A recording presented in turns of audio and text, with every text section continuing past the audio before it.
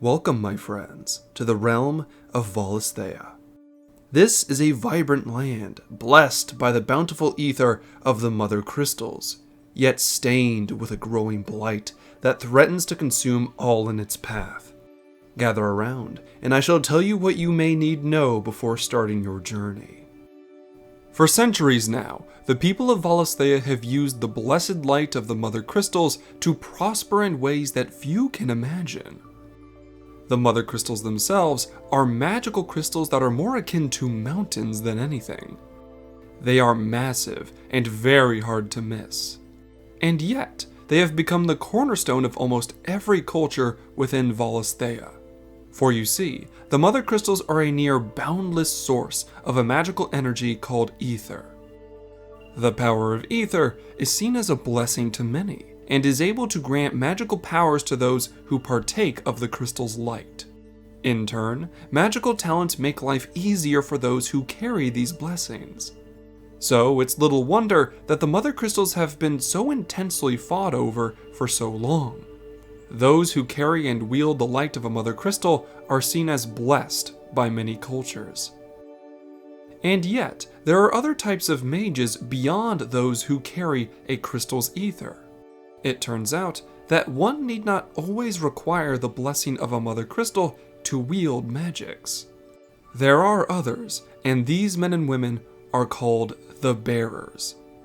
The life of a bearer is strange, as how they are treated differs greatly depending on where they are.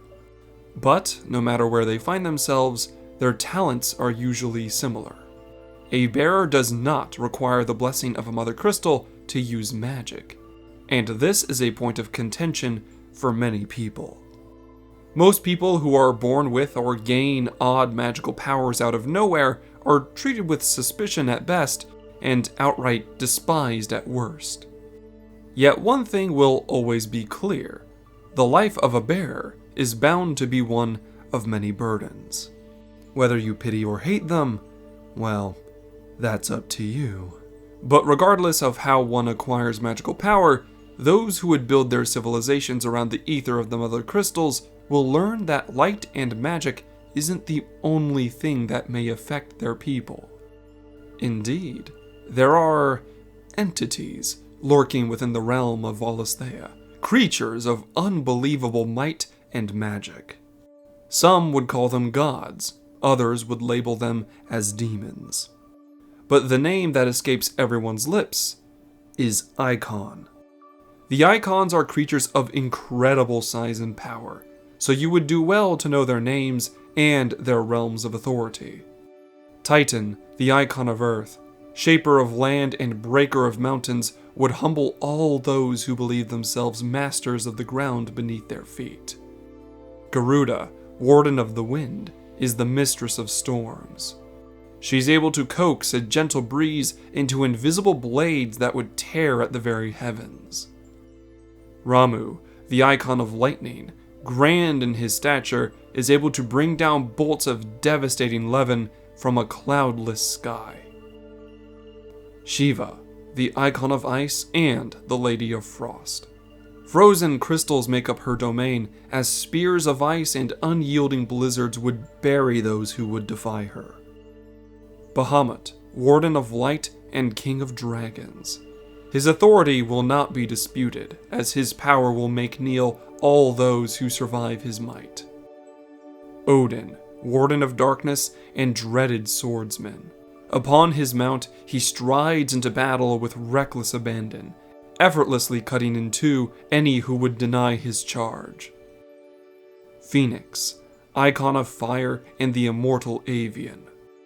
Rumors say that this majestic bird holds the very secrets to life and death within its talons, and will guard that knowledge with flames unending.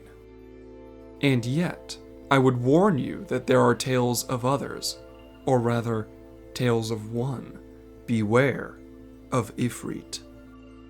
These massive entities are bathed in mystery, and they're known to bring about great change no matter where they are.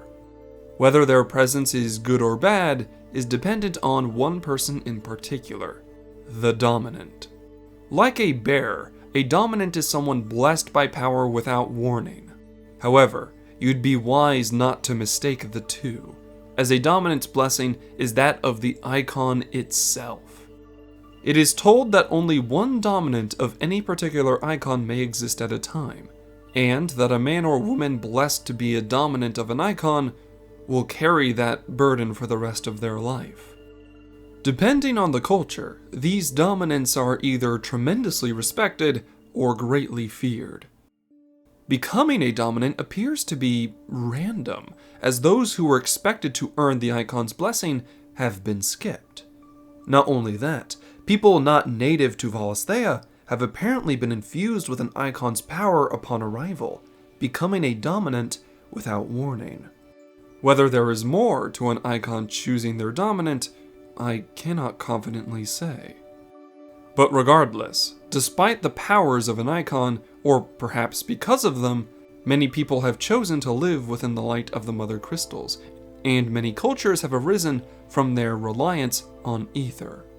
The ones worth noting begin with the Grand Duchy of Rosaria. Located on Valisthea's western coast, Rosaria was formed when a collection of small provinces decided to unite under one banner. This has created a great sense of unity and cooperation within their culture, as they partake of the aether generated by the Drake's Breath Crystal. This mother crystal is located on an island off the western coast, but Rosaria enjoys its blessings all the same. Rosaria's coat of arms are that of the icon Phoenix, and the one chosen to be the Firebird's dominant is always throned as the Archduke of Rosaria once they become of age. Blessed by the Phoenix's flames, Rosaria is known to be quite prosperous. However, the island that the Drake's Breath crystal resides upon does not belong to Rosaria. Instead, it has been coveted by a cult known as the Crystalline Orthodox, but they are more commonly called the Iron Kingdom. These religious fanatics consider crystals to be of holy origin, yet despite their worship, they see entities like icons as blasphemy. If anyone within the Iron Kingdom awakens as a dominant, the people of these islands will quickly murder them. The Iron Kingdom cares not for the affairs of the mainland, and as such, doesn't care that Rosaria wishes they could seize the Drake's Breath crystal once and for all. Yet not all countries need to fight for their mother crystal. The Holy Empire of Sanbreque has built their entire civilization around the base of the Drake's Head crystal. Within their capital city of Oriflamme, the Holy Emperor sits. He is regarded as a living incarnation of the one true God, and with Bahamut as their icon, their dominance power is used in proud service to the Empire. But with all this might, is the Empire truly satisfied? Will a man who calls himself God be content in a world where others would decry his authority? Time will tell. But beyond the prosperity of Rosaria and Sanbreque, there is the isolated kingdom of Waloed. This realm lies to the east, within the right half of Valisthea that is known as the Land of Ash.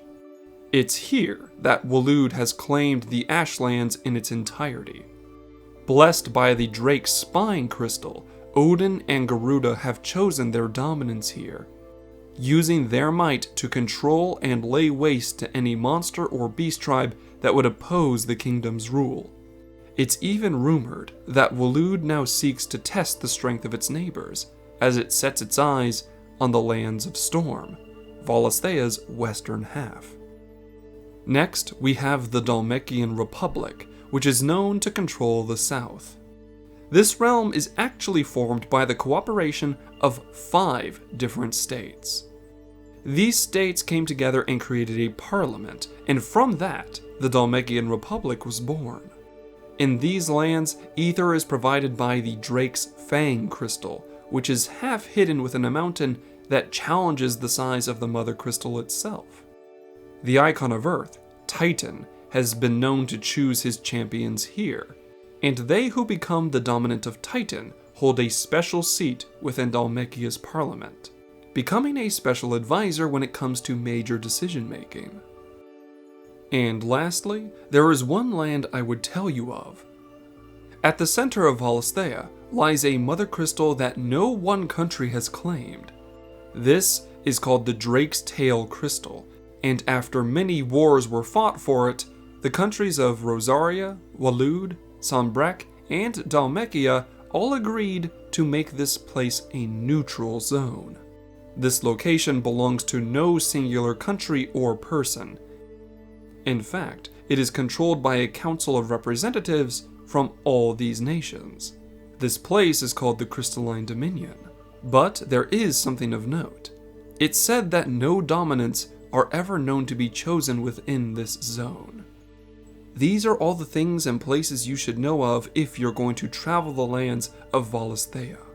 But before I leave you, I've one final warning.